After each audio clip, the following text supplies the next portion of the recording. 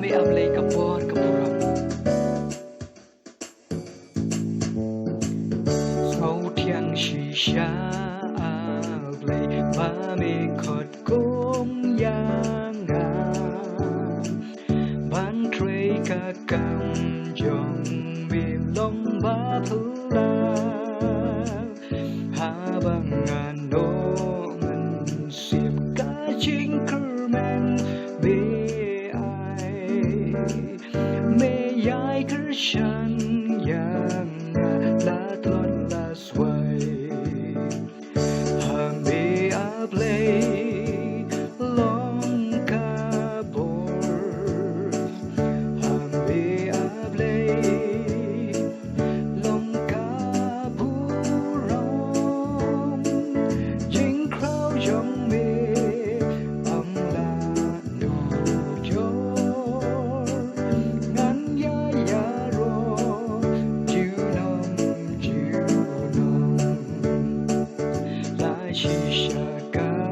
per thei ya nga ka dan ka kro dang shu pen dem ha ka ba ro ngan yo han re mem sha ku try ngan ngap ki rong per thei yo ba ngan du no pat ya me ablay Hami ablay long kabor Hami ablay long kaburam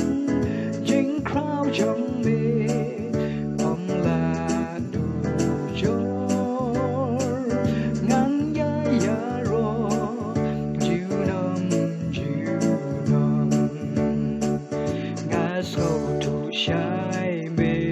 kwa ngan long luk sa ba bha lang rot ka sem jong mi ban nom sak mam nga tieng yo long pen ban u din pen kyang ya ki da bor jong me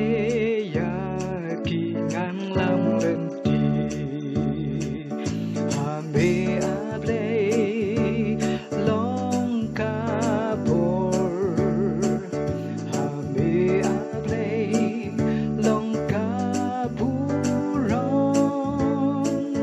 Jing krao jong me ong la nu jor ngan ya ya ro ju nom